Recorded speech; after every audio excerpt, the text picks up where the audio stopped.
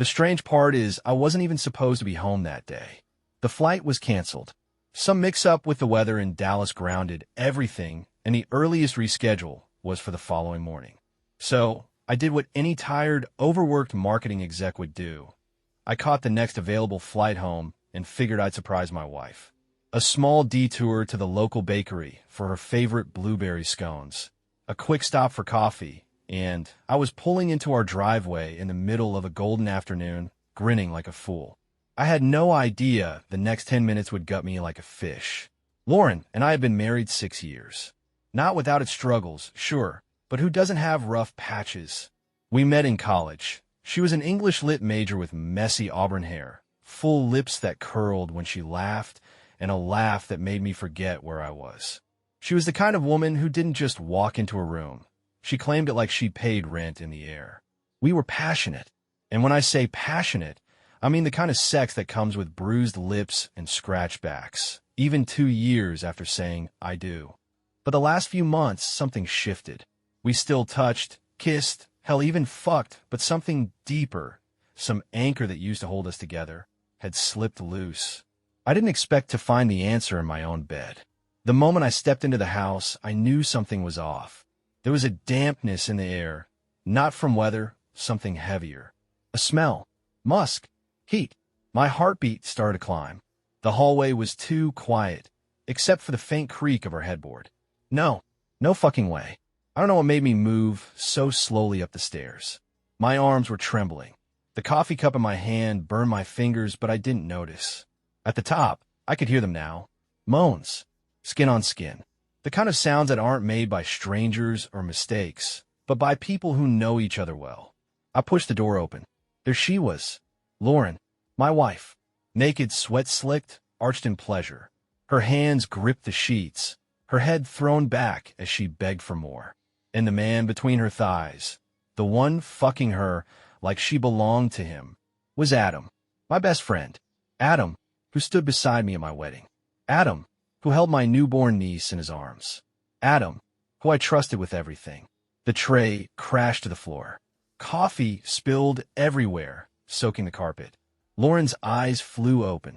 Ryan, she gasped, pulling a sheet over herself. Oh my God, what are you? What the fuck is this? My voice cracked, raw and hollow. Adam Fruze. He scrambled off her like a kicked dog, grabbing his jeans off the floor. Man, I didn't know you'd. You didn't know? I stepped into the room, rage pounding in my chest like a war drum. That's your defense? Lauren stood now, too. The sheet held against her chest like that made it better. Ryan, I can explain. You can explain how you've been screwing my best friend behind my back. Please, she whispered. Just listen. We didn't mean for it to happen. I laughed. Cold, bitter, guttural. Didn't mean for it to happen? What was this, then? A slip and fall accident? He tripped and fell inside you. Ryan, Adam tried, but I cut him off. No, shut the fuck up. I stepped toward him, fists clenched. I trusted you. Both of you. I told you things about her, about us. And this is what you do. He looked down, ashamed. Good. Lauren reached out. It started when you were traveling so much for work. We were lonely. I was lonely. My voice dropped to a whisper. So your solution was to fuck him? Tears welled in her eyes. I didn't plan to fall for him. The room spun. Get out, I said. Both of them froze. I said, get the fuck out of my house. My throat was dry, heart hammering. Ryan, please, Lauren begged. We need to talk about this. We can fix. Feeks. There is no fix. I pointed to the door. Get your shit and get out. Both of you. Adam didn't argue. He grabbed his clothes, eyes locked on the floor, and walked past me like a beaten man. Lauren hesitated, and for a split second, I saw guilt flicker behind those tear-filled eyes. Or maybe it was just regret that she got caught. I didn't wait to see her leave. I walked out, went downstairs, and sat on the couch. My hand shook. My skin felt like it didn't fit. I didn't cry. Not then. I stared at the wall until the sun began to set.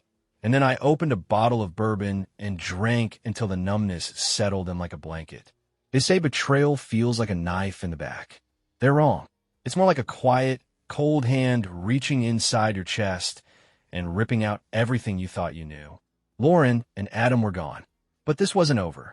Not by a long shot. The hangover wasn't from the bourbon. It was the silence. 3 days had passed since I caught them. The house was still, hollow, like the breath right before a scream. I'd never known quiet could feel this loud. No calls. No apologies worth hearing. Lauren had texted once. "Please talk to me. You don't understand how complicated this is." I didn't reply. Adam didn't even bother. Coward. I spent the first 2 days bouncing between anger and something darker. Not sadness. Not yet. I didn't feel grief. Not for her, not for them. What I felt was fire. A steady, growing burn in my gut that whispered, "Don't let this end like this." They didn't just betray me. They made a fool of me. In my own home. In my own bed. But you know what they say about fire? It doesn't just burn. It purifies. That's when the idea came. I don't know if it was the second bottle of bourbon or the long, sleepless nights, but somewhere in that fog, I thought of her. Catherine Whitmore, Adam's mother. She was elegance wrapped in wealth, old money class with the kind of curves that didn't beg for attention. They commanded it. I met her a handful of times over the years, usually at events Adam dragged me to. Charity galas, board luncheons, his father's funeral. She always carried herself like she was 2 steps ahead of the room. Widowed for almost a decade, and still stunning. Sharp cheekbones, dark, knowing eyes, a voice like velvet wrapped around a dagger. The last time I saw her, she'd worn this backless emerald dress that clung to her in ways that made my thoughts wander, then made me feel guilty for letting them. Back then, she was untouchable. Now she was the perfect weapon. The plan started taking shape. Slow, subtle. It couldn't be revenge for revenge's sake. It had to be cleaner, smarter. It had to make them feel what I felt. I spent that Sunday researching her foundation, the Whitmore Family Trust, focused on youth literacy, mostly. The upcoming gala fundraiser was Friday. Black tie, invitation only. Perfect. I called a contact I'd worked with during a cross-industry marketing campaign last year. Guy owed me a favor. I didn't ask for much, just an invite to the gala and a place on the VIP donor list. I made a generous donation. A few grand. Enough to get noticed. Not enough to make me look desperate.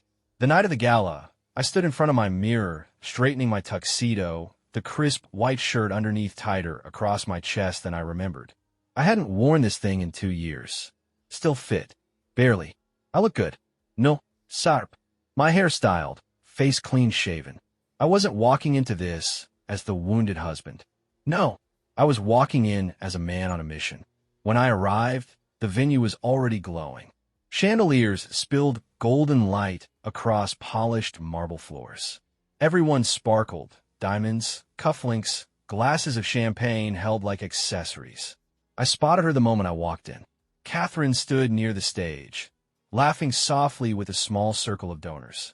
Her hair was swept up in that effortlessly expensive way, her black gown hugging her hips like it was painted on. She looked years younger in candlelight, but her eyes had the weight of a woman who'd seen everything and didn't need to pretend otherwise. I approached casually, timed it between conversations. "Ms. Whitmore," I said smoothly, offering a warm smile on my hand. "Ryan Blake. I made a small donation last week. Just wanted to thank you for the invitation." Her eyes swept over me once, appraising. I saw a flicker of recognition. She remembered me. Adam's friend," she said, and I could swear there was a note of curiosity in her voice. "Though I don't believe we've spoken much." "Friend," I echoed with a small smile. "Past tense, I think." That caught her attention. She tilted her head. "Is that so? I'll spare you the drama," I said, voice low, intimate. But I realized recently that I've been wasting a lot of time on the wrong people. Figured I'd change that. Something in her eyes shifted. Interest. Not attraction. Not yet. But interest. "Tell me, Mr. Blake," she said, gesturing toward the bar. "Do you prefer red or white?" "Whiskey," I replied. Her smile deepened. "Good. I hate small talk over Chardonnay." We walked together to the bar. The tension wasn't romantic yet, but it was there. A slow current under the surface, ready to become something else. She was sharp, playful, effortlessly dominant in conversation. She asked about my work, my donation, the transition I was going through. I didn't lie, but I didn't give her the whole story either. When the band began to play something slow and rich, she turned to me with that amused tilt of her lips. "Do you dance, Mr. Blake?" I offered her my hand. "Not well, but I'll risk it if you will." She took it without hesitation. Her fingers were soft, but firm, commanding. On the dance floor, our bodies aligned naturally. Her scent, something floral with a bite of spice, wrapped around me as I placed my hand lightly on her lower back. She leaned in, her lips brushing the shell of my ear. "You're a dangerous man, Mr. Blake." I met her gaze. "Only to people who play games with me." She smiled, but I saw the wheels turning. Catherine Whitmore was used to men fawning over her, men trying to prove themselves worthy. But I wasn't here to worship her. I was here to make her want to know why I didn't. I didn't expect to like her. That was the first sign things were going sideways. After the gala, Catherine and I began texting, at first under the polite pretense of following up on donation opportunities. She sent me a link to a campaign her foundation was launching. I replied with a half-joking offer to volunteer if she ever needed a man who could wear a tux without embarrassing himself. She responded within 10 minutes. "Somehow, I think you're good at more than that." It was flirtatious, but controlled. Every word from her was polished. Never desperate, never crude. That's what made it so much worse. Or better. Depends on how you look at it. We met again the following week. She invited me to her estate in Ridgecrest, an old colonial mansion tucked behind tall, wrought iron gates and hedges trimmed like they were drawn with a ruler. If the outside was impressive, the interior was something else. Vintage hardwoods, ivory paneling, and walls lined with art that looked old enough to have hung in European galleries. When I stepped inside, she greeted me barefoot. That surprised me. Her hair was down, a soft wave of chestnut tumbling over her shoulder. She wore a cashmere wrap dress in slate gray, tied at the waist, hugging her in ways the black gown at the gala hadn't dared. There was something intimate about seeing her like that, undone, yet still composed.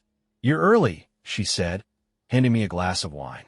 "I wasn't expecting you for another 10 minutes. "Il livait dangerously," he replied. She smiled. Apparently. She guided me into a sitting room with tall windows and a crackling fireplace. No staff, no interruptions, just her and me, framed in old money and something else I couldn't quite name yet. We sat on opposite ends of a long velvet couch. She curled her legs beneath her, her glass resting lazily between two fingers as she studied me. "So," she said, swirling her wine, "are you going to tell me what really happened between you and Adam?" I sipped slowly, buying time. "What makes you think there's more to tell?" She leaned in slightly. "Because I raised that boy. I know when someone's running from guilt." I looked at her over the rim of my glass. "And what if I told you he's not the one running?" There it was. The pause. The flicker of surprise in her eyes. She didn't push further. Just nodded, almost like she respected the answer without needing the details. And I didn't offer them. She stood a moment later and walked to the shelves, retrieving a leather-bound photo album. She returned, sitting closer now, close enough that her bare knee brushed against my thigh as she opened it. "Old family photos," she said, flipping through pages. "Adam's father always insisted on documenting every milestone. I expected to see stiff, posed portraits, but instead, the pictures were full of life. A younger Catherine, wild-haired and sun-kissed, holding a squirming toddler Adam at the beach. Her husband, a tall, stern-looking man with a surprisingly soft expression, grinning beside a birthday cake. "You were happy," I said without thinking. She didn't smile this time. For a while. Then the crack started. You stop seeing them if you look at the light just right, until it shatters. There was a moment of quiet. I didn't plan to ask, but the words came out anyway. "Did he cheat on you?" Catherine looked down at her wine. "More than once." The air between us changed. Heavier now. Shared pain has a way of lowering walls. "Why'd you stay?" I asked. "Because I thought it made me strong," she said. "I thought forgiveness was noble. And because I didn't want to lose everything." I nodded slowly. "Yeah, I get that." She looked at me then, really looked. Her eyes weren't cold anymore. They were curious, kind, and something else I didn't want to name yet. I set my wine down. "I didn't come here to talk about Adam." "Then why did you come here?" she asked softly. I hesitated, but only for a breath, to see if you were real. Her lips parted slightly, but she didn't speak. Her eyes flicked to my mouth. The space between us seemed to collapse in seconds. I reached out slow, not pushing, just giving her a choice. And she met me halfway. Her kiss was not gentle. It was hungry, controlled fire. Her hand found my chest, her fingers curling into the fabric of my shirt like she needed something to hold on to. My own hand slid to her waist, pulling her closer, the thin tie of her dress brushing against my knuckles like a challenge. But we didn't go further. Not that night. When we finally pulled apart, her eyes searched mine. She was breathing hard, her lips flushed. So was I. This wasn't supposed to happen, she murmured. I nodded, voice low. But I'm not sorry. Neither was she. We sat together, close but no longer touching, the fire crackling beside us. The line between seduction and something deeper had been crossed. Not completely, but enough to know this wasn't just about revenge anymore. And that terrified me more than anything Lauren or Adam ever did. The plan was never to fall for her. Hell, the plan wasn't even to like her. But something about Catherine refused to fit into the box I'd built for her. She was supposed to be a pawn, an elegant, alluring weapon to twist the knife into Adam and Lauren. Instead, she was something else entirely, and that scared the shit out of me. We didn't talk for a few days after that night at her place. Not because anything had gone wrong, but because nothing had. That kiss stayed with me. It haunted me. The way she tasted like wine and winter fruit, the quiet gasp she let out when my hand found the curve of her hip, the faint press of her knee against mine. There had been a moment, just one, where it would have been so easy to keep going, to strip her bare and get lost in her. And I didn't. I hadn't expected restraint from myself, or from her, but it wasn't rejection. That was the fucked up part. It was mutual caution, mutual respect, if you can believe that. And now I couldn't stop thinking about her. By Wednesday, she texted, "You left your cufflink." Unless that was intentional. Only if you found it near your bedroom. Living room couch, actually. Shame. I think the bedroom would have been a better story. Come get it back and change the ending. That night, I picked her up for dinner. Catherine didn't do casual. Even dressed down in sleek black slacks and a silk blouse that dipped just enough at the collar. She looked like a magazine spread. But it wasn't just the clothes. It was the way she wore confidence like it was stitched into her skin. Effortless. Natural. We dined at a rooftop spot downtown, quiet, upscale, far from anyone we might know. Over red wine and sea bass, we talked. Not small talk. Real things. She asked me about my parents, my childhood, my work. She told me stories about traveling with her late husband before Adam was born, about how she missed Tuscany, but not the people. She teased me when I got passionate about a marketing pitch I'd worked on last quarter, her eyes glittering with amusement. And then, halfway through dessert, she said something that made me freeze. "Lauren called me," she said, sipping her wine. Casual. Measured. I looked up sharply. "She what?" "She found out we've been spending time together," she said. Adam told her. Of course he did. I exhaled slowly. What did she say? She asked if I knew what I was doing. And what did you say? Catherine held my gaze. I told her I don't take relationship advice from women who sleep with their husband's best friend. I laughed, short and sharp. Christ. She didn't take it well. Catherine shrugged. But I don't particularly care. Do you? I wanted to say no. That was the whole point, right? To make them squirm. To make them uncomfortable. But I hesitated. And she saw it. "Ah," she said quietly. "There it is." "There what?" She studied me for a moment. "The part of you that hasn't figured out if this is real or just vengeance." The words hit harder than I expected. She didn't say them like an accusation. There was no bitterness in her tone. Just truth. I looked down at my glass, watching the way the candlelight shimmered through it. It started as revenge, I admitted. I won't lie. I wanted to hurt him. And Lauren.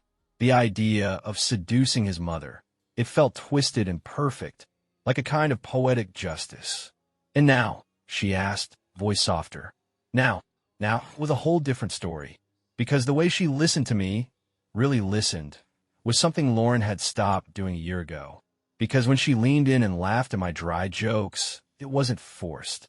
Because she made me feel like a man again, not just some accessory in a dying marriage. I met her eyes. Now I don't know what the hell I'm doing. Catherine smiled faintly. Good. Neither do I. After dinner, we drove in silence. The kind of silence that hums. That lives in the tension between what you want to do and what you know you probably shouldn't. Her hand rested lightly on her thigh. I had to force my eyes away more than once. When we pulled into her driveway, I didn't turn the engine off. She turned to me. Do you want to come in? I looked at her. I do, I said, but not if it'll make things worse. Her voice was calm. Sometimes worse is the only way to get better. That was all it took.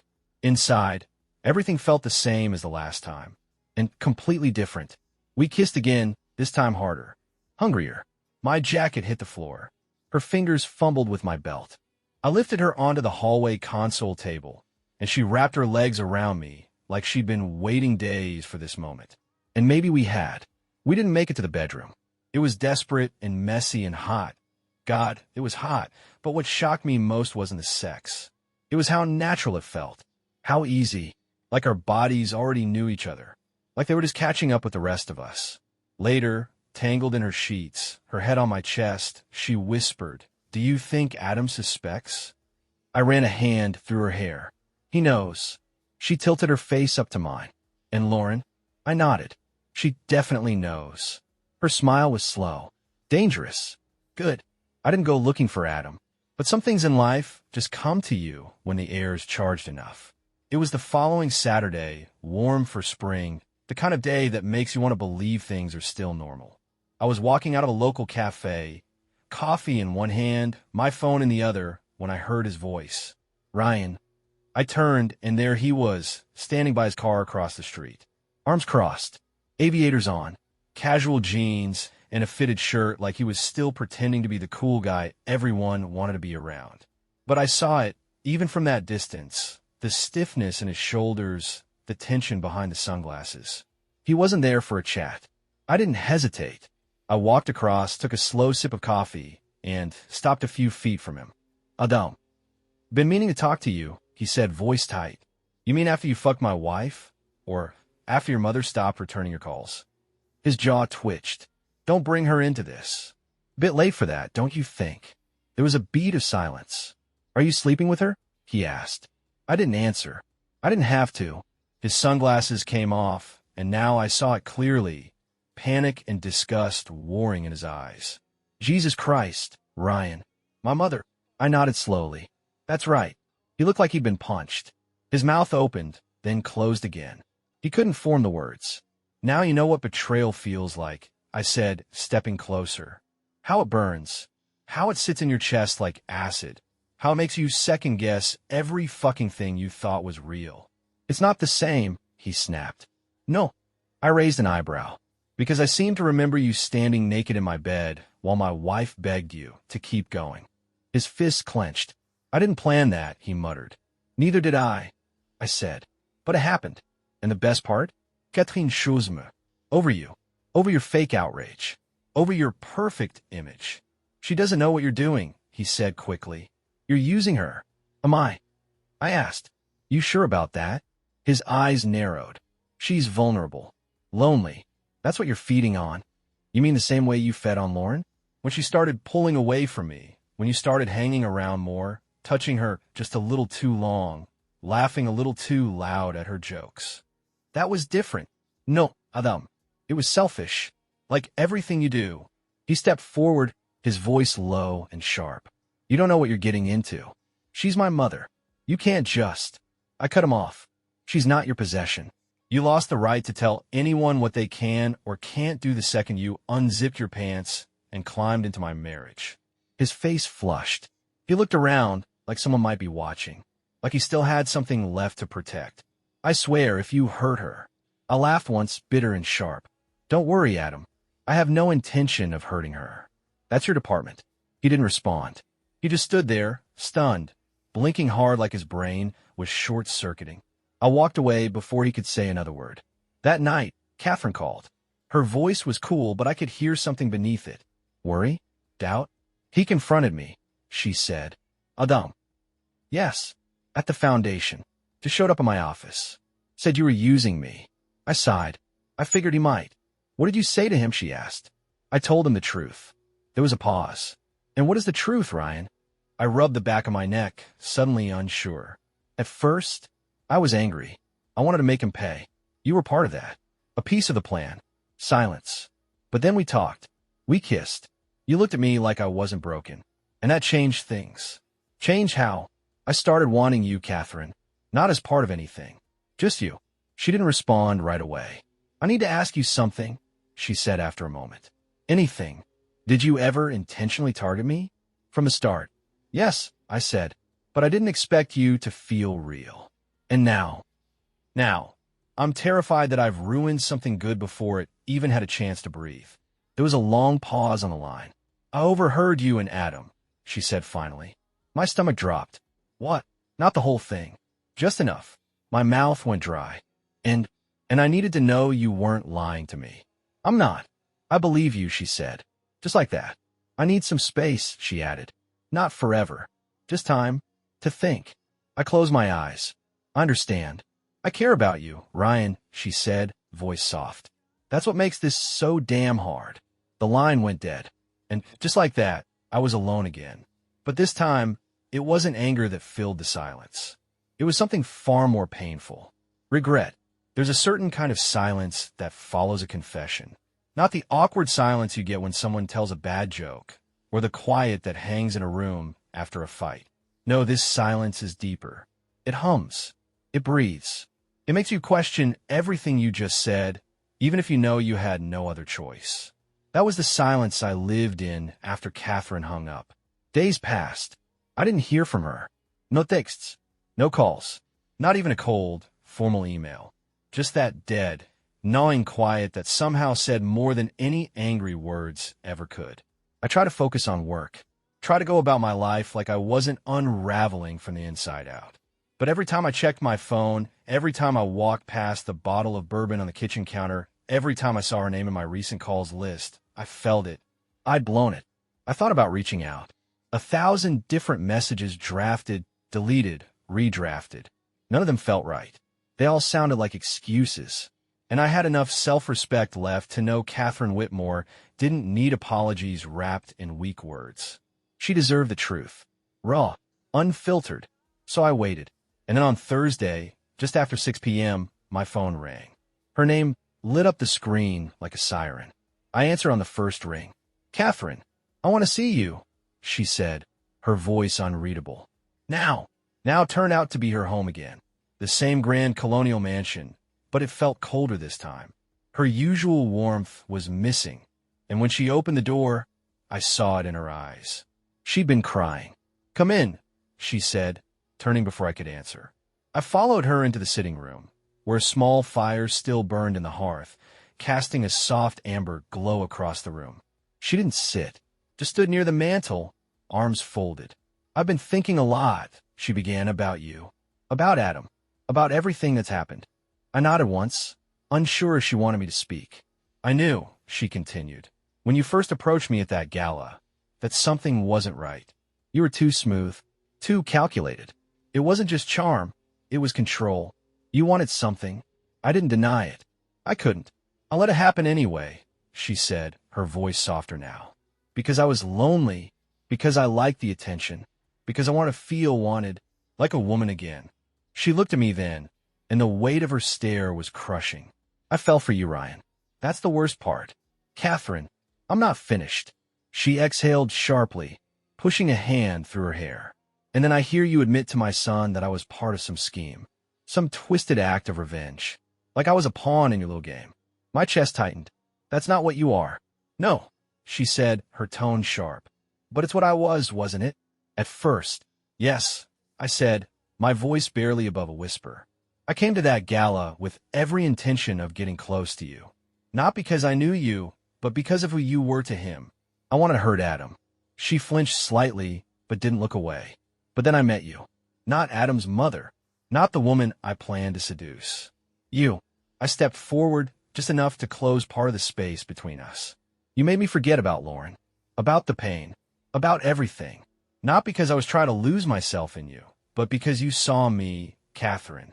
And I saw you. She didn't respond, just watched me with stormy eyes.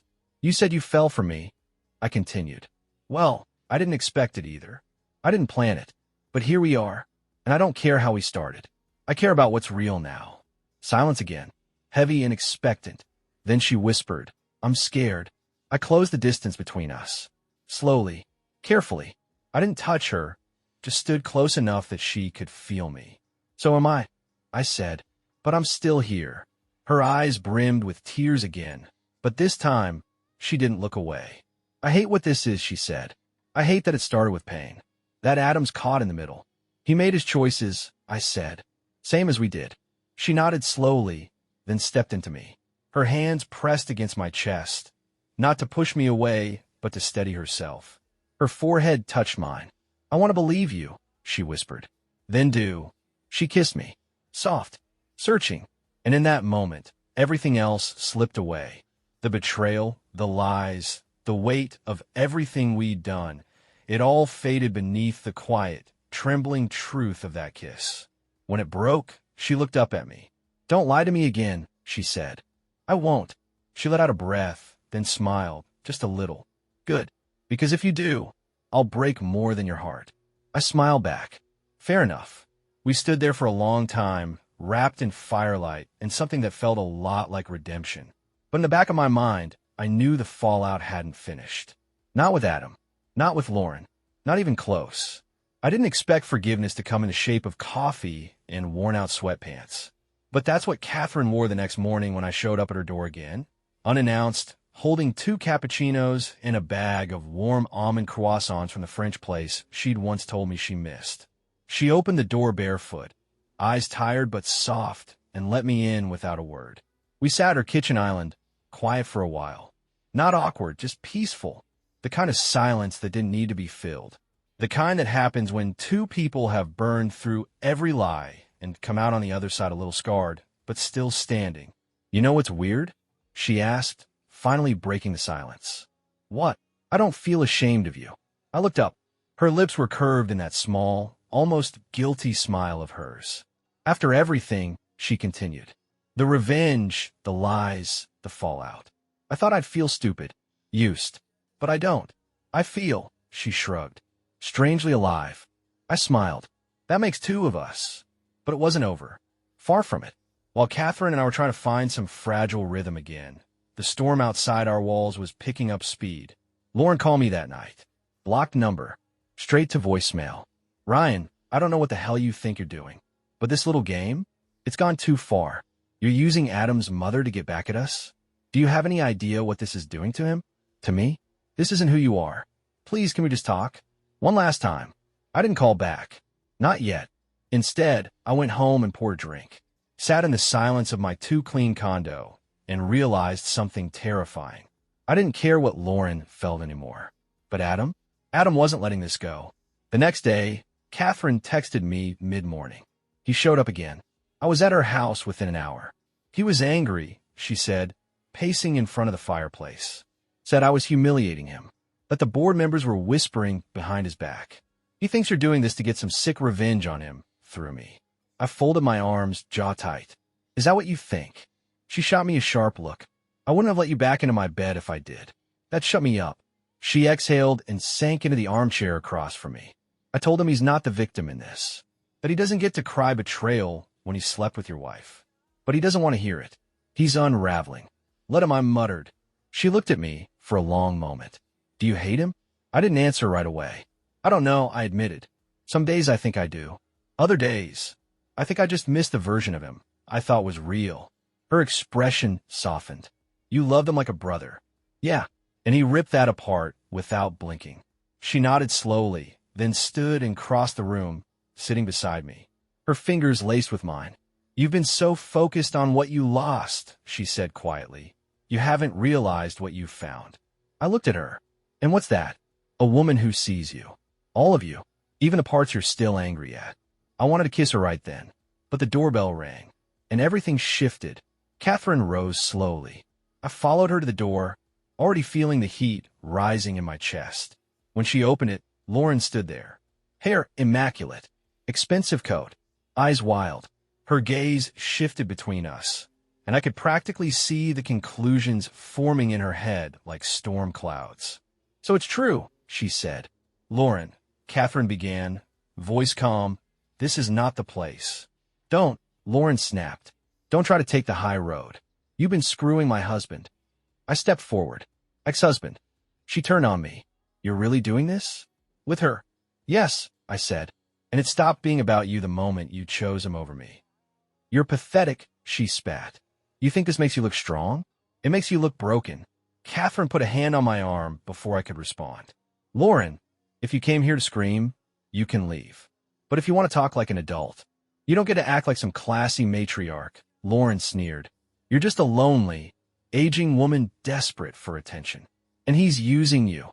"Enough," I said, stepping in front of Catherine. "Don't talk to her like that." Lauren's mouth fell open. Shocked. For the first time in years, I saw it. The realization that I wasn't hers anymore. That her words had no power. "I think you should go," I added. She glared at me, then at Catherine, then turned and stormed off, her heels echoing down the stone steps. Catherine closed the door slowly, then leaned her forehead against it. "Well," she said after a moment, "that was dramatic." I chuckled. "You okay?" She turned, looked at me with tired eyes. "I think I'm too old for this shit." I stepped forward, wrapping my arms around her. "You handled it perfectly." She leaned into me, resting her head on my shoulder. "I'm not going anywhere, you know. But if we're going to keep doing this, we need to stop letting them set the tempo." I nodded. Agreed. No more reacting. No more waiting for the next explosion. It was time to reclaim our story. And I had a feeling the next chapter would change everything. There was a weight to the quiet that followed Lauren's confrontation. A sense that we'd crossed into new territory, and there was no going back. Catherine and I didn't talk much that night. We curled up on her couch, wine untouched, a slow jazz record spinning softly in the background. But our bodies told a different story, tangled, relaxed, trusting. The kind of intimacy that doesn't demand constant affirmation. The kind that just is. But beneath the calm, we both knew something was coming. Adam. And he wasn't the type to stay silent for long. He struck the next day. It started with a call to the Foundation's board, questioning Catherine's judgment, implying that her relationship with me was compromising her reputation, her leadership, even the financial standing of the organization. I found out about it before she did. One of my old clients sat on the advisory panel and gave me the heads up. "He's coming at her sideways," the guy said, trying to build a case to remove her from the board. Claims it's about optics, but it's personal. Of course it was.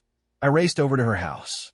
When I got there, she was already on the phone, pacing the foyer in a sharp navy pantsuit, her hair pulled back into a flawless twist, voice cold and calculated. "No, David, let me stop you right there. I'm not stepping down. If the board wants to discuss my personal life, perhaps they should also review the donation scandal from Q4. I'm happy to bring receipts." She hung up and turned to me, her expression unreadable. "I take it you heard," she said. "Yeah." She walked past me into the living room and dropped onto the sofa, exhaling like she'd been holding her breath for hours. "Adam's not just angry anymore. He's trying to humiliate me." He sat beside her. "He's trying to control you, just like he tried to control me. He doesn't know how to lose with grace." She looked down, her voice quieter now. "He's my son, Ryan. I know. I gave up a lot to raise him. I bury my wants, my career. Hell, I bury myself. And now he thinks I owe him control over my happiness." "You don't," I said, taking her hand. "You owe him love, not submission." She looked at me, then, something stormy and clear in her gaze. "I'm going to the benefit next weekend. The annual gala. The big one. Press, donors, trustees, all of them will be there." "You should," I said. "I want you with me." I blinked. "You sure?" She nodded. "I'm done hiding. Let the whispers come." The night of the gala, Catherine was fire. She wore a crimson dress that flowed like molten silk, her hair pinned up with loose strands falling just perfectly. Diamonds at her ears. That same calm, dangerous smile that said, "Say something. I dare you." I walked beside her in black tie, straight-backed and cool, but inside I was all adrenaline. The ballroom buzzed with tension the moment we entered. People noticed. They looked. Some smiled politely. Others whispered behind flutes of champagne. But Catherine didn't flinch. We made our way to the front, where the board members were gathering. Adam was there, naturally, pressed into his designer tux like he was born for it. His eyes landed on us the second we stepped onto the floor, and his face hardened. He broke away from a conversation and approached with that fake smile of his. "Mother," he said tightly. "Ryan." "Adam," she returned, tone neutral. "I'm surprised you came," he said, glancing around. "Given the circumstances." "You mean your little coup attempt?" she replied coolly. "Yes, I heard. Disappointing. Not unexpected. I was simply raising concerns." "No, Adam," she said, voice just loud enough for others to hear. "You were attempting to bully me into disappearing, like you did with your father's legacy, like you did with every woman you couldn't control." The air around us shifted. Eyes turned. Adam's smile faltered. "We can talk about this in private." "No," she said. "We'll talk about it here." She took my hand in hers, bold, public, firm. "This is Ryan, the man I'm seeing, the man you betrayed when you slept with his wife. And in case you've forgotten, I am not your property. I am a woman, a mother, a professional, and I won't let you weaponize my happiness just because you feel embarrassed." Adam's jaw clenched. "You're humiliating me." "No," she said, stepping closer, voice sharp and clear. "You're doing that all by yourself." It was a kill shot. The room was still. No one interrupted. No one swooped in to save him. He turned on his heel and walked away, disappearing into the crowd.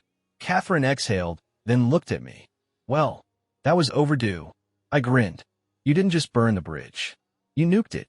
She smiled, but there was sadness behind it. Maybe it needed to go. That night, back at her house, we didn't have sex. We lay together, skin to skin, heartbeat to heartbeat, just breathing, just being. "This us," she whispered. "It's not easy, but it feels real." "It is." "I don't want to look back," she said. "You won't have to." For the first time in a long time, I felt the shift. Not a plan, not revenge, not fallout, but a turning point, a beginning. There's a kind of silence that follows public confrontation. Not the cold kind, not the sad kind. It's the silence of clarity, of people finally seeing things for what they are. And the moment Catherine took my hand at that gala and told the entire board who I was and what Adam had done, the illusion broke. We didn't go looking for approval after that. We didn't need to. The next morning, headlines from the gala flooded social feeds. Whitmore matriarch steps out with younger man. Catherine Whitmore calls out son in public showdown. Gossip rags feasted and the society blogs salivated. Photos of us were everywhere. Catherine, confident and poised in her crimson dress, and me, right at her side, looking like a man who wasn't hiding anymore. By noon, Adam had deactivated his social media. Lauren, on the other hand, she thrived on chaos. She posted a thinly veiled Instagram story that day, a black and white photo of a smashed wine glass, with a caption, "Some things break when they hit rock bottom. Others shatter on impact." Classy. She texted me that night. "You really blew it all up, didn't you?" "No, Loudon. You did. I just decided to stop sweeping up your mess." That week, Catherine and I were invited to a family dinner. A Whitmore family dinner. Not Adam's idea, obviously. Catherine's younger sister, Elise, one of the few Whitmores with both spine and heart, insisted on hosting something neutral. She said it was time for truths, time to stop letting whispers replace real conversation. I knew it was a minefield. Catherine did too, but we went anyway. Elise's house was minimalist and modern, all white marble and chrome fixtures. The kind of place where every glass clink sounded like a threat. When we arrived, Elise greeted us warmly. Her husband nodded. Their teenage kids gave us the kind of bored looks only teenagers can master. Adam was already there. He sat at the far end of the table, stiff as steel, refusing to look at me. Lauren sat beside him, legs crossed, a frozen smile on her lips. She wore a short black dress, tight enough to send a message and too cold for early spring. It was all armor. Dinner started with awkward clinking. Polite questions. Elise asking about Catherine's latest funding round, the kids discussing spring break plans, someone complimenting the risotto. Then the silence fell. The real one. The one where everyone realizes we're not here for food. I'm glad we're all here, Elise said gently, setting down her wine. We've all been through some heavy things lately, and I think it's time we stop letting those things go unspoken. Catherine cleared her throat. Thank you for hosting, Elise. I agree. Lauren sighed dramatically. Well, let's get to it then. The elephant in the room is already feeding itself dessert. She didn't look at me when she said it, but everyone knew. Lauren, Catherine warned. But I stepped in. It's okay. I'm happy to be the elephant. Adam Sukolfut. Of course you are. That's all you've ever wanted, right? Attention. Funny, I said, leaning forward. I thought that was your specialty. He glared. You know what really stings, Ryan? You didn't just come for me. You came for her. My mother. You think you're some kind of romantic hero, but you're just petty. No, Catherine said, her voice sharp. Don't you dare reduce this to a tantrum. You betrayed someone you called your brother. You slept with his wife. You crossed the line. And now that someone's finally drawn one for you, you don't like it. He stood abruptly. You don't see it, do you? You're being manipulated. I stood too. I didn't manipulate anyone. You think you're the center of every story, Adam, but newsflash, you're not the protagonist. You're just the mistake we outgrew. He looked at his mother, eyes flashing with something dangerously close to pain. You'd choose him over me? Catherine stood too, tall, elegant, unflinching. No, she said. I'm choosing myself. That hit him harder than anything else. Lauren, still seated, finally spoke again. You know, this could have ended differently. Ryan and I could have worked through it. We could have. You cheated. I cut in. You laughed in my face the moment you got caught. You and Adam never gave a single shit about what it cost me. Don't pretend you want reconciliation now. You want control. She flinched just barely. You two deserve each other. I finished. And trust me, that's not a compliment. Adam stormed out, slamming the front door hard enough to make the crystalware rattle. Lauren stood a moment later, collected her purse, and followed without another word. The house was quiet again. Elise let out a long breath. Well, that went exactly as I expected. Catherine looked at me. Her hand found mine beneath the table, fingers curling around mine. You okay? I asked quietly. I think I am, she said, for the first time in a long time. That night, as we lay in bed, Catherine curled into me and said something I didn't expect. I spent years defending him, making excuses for his selfishness. But tonight I realized sometimes the people you love become strangers, and you have to let them go. I kissed her shoulder, my hand sliding gently over her waist. You didn't lose a son tonight, I said. You lost an illusion. She nodded, eyes wet. And I gained something better, she whispered. A new truth, a new family. When we were starting, piece by imperfect piece. Spring rolled into summer with quiet determination, the kind of warmth that seeps in slowly, like healing, like closure, like starting over. Catherine and I didn't explode into some whirlwind romance. There were no grand declarations, no ring under moonlight, no champagne popping in celebration of our survival. What we had was quieter, stronger, a slow, steady burn that replaced the wreckage with something real. We started doing little things together. Breakfast on our patio with fresh coffee and the paper, long walks through her garden where she'd stop to scold the roses for growing unevenly. I moved some of my things into her home, one drawer at a time. She started calling it our space. Not hers, not mine, ours. It was weird at first. Good weird. The kind of weird where a former best friend's mother becomes the only woman who makes your world feel less chaotic, and yet more alive than it ever was. But love isn't always fireworks. Sometimes it's a slow exhale after holding your breath for years. Lauren didn't reach out again. Her silence was a gift. I heard, through a mutual acquaintance, that she tried to rekindle things with Adam. Whatever relationship they thought they had, born from lust, betrayal, and delusion, collapsed under the weight of its own toxicity. Apparently, jealousy crept in, paranoia, screaming matches at restaurants. Lauren caught Adam texting someone late at night. Adam accused her of still being in love with me. It was poetic in a way. I never smiled about it, but I also didn't lose sleep. They got what they built. The biggest shift came on a lazy Sunday morning. Catherine sat across from me in one of my shirts, nothing else, legs tucked beneath her, hair a soft mess. She was reading the New York Times, biting absently into a piece of toast. It hit me then, how normal it felt.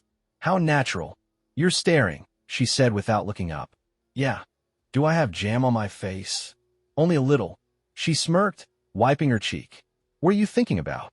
I hesitated. And then, what this could be. Long term. She folded the paper and met my gaze. "Me too," she said. "A lot lately." I got up, crossed to her side of the table, and knelt. "Not with a ring. Not yet. But with intention. I want to build something with you," I said. "Not because I want to prove something to them, but because you're the only woman who's ever seen me, really seen me, and didn't look away." Her breath caught. Her eyes shined, but she didn't cry. Catherine Whitmore didn't cry easily. She slid her hands into my hair, kissed me, and whispered, "Then let's build." That fall, we took a trip to Florence. She'd always wanted to go back, not for the art, or the food, or the romance, but because her late husband had once taken her there, and she needed to reclaim it. On her terms, we sat under the Tuscan sun, drinking wine, her head on my shoulder, and I realized revenge had brought us together. But what kept us together was something more powerful. Grace. Forgiveness. Choice. Months later, Catherine stood in front of a fireplace at a family Christmas gathering. Not hers, mine, holding my niece on her hip, laughing as she read a story to the kids.